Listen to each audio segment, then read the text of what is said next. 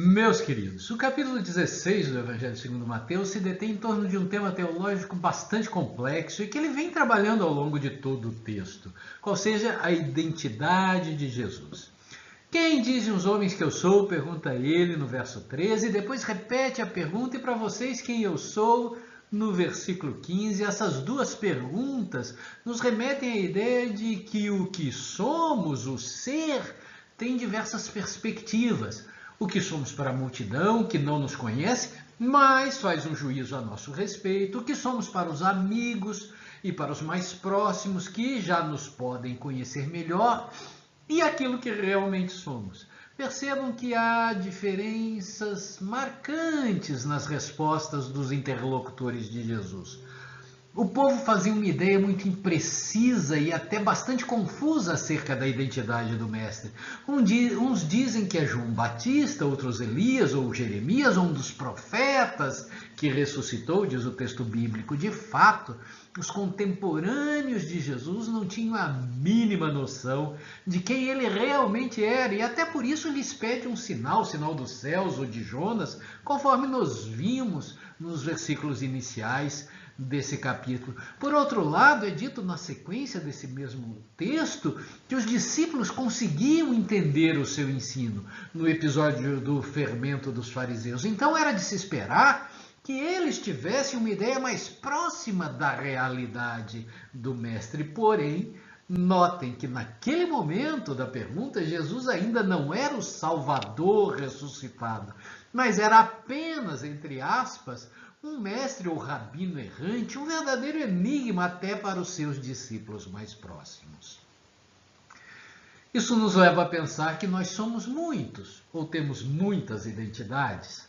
Somos aquilo que os outros pensam que nós somos aquilo que os amigos e parentes pensam a nosso respeito e somos aquilo que nós pensamos que somos.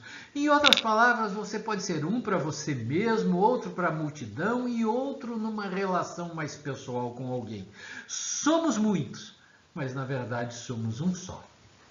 Então, essa é uma pergunta interessante, na medida em que poderá obter uma resposta diferente de acordo com a perspectiva do seu interlocutor. E você talvez já tenha sido mal compreendido, ou mal interpretado, ou mal reconhecido aqui ou ali. Jesus foi. Jesus foi mal compreendido, Jesus foi mal interpretado aqui e ali. Foi considerado pelas autoridades do seu tempo um charlatão, um falso Cristo, um falso profeta, e por isso foi preso, julgado e condenado à morte com a participação da multidão que vai pedir a liberdade de Barrabás em detrimento dele, condenado à morte, tendo sido abandonado pelos amigos. E nem por isso Jesus deixa de ser exatamente aquilo que ele era. O mau juízo que a multidão faz a seu respeito não o torna um criminoso. A incompreensão dos amigos não o torna um amargurado. Jesus continua sendo exatamente aquilo que ele era. Isso nos leva a duas reflexões de cunho mais intimista.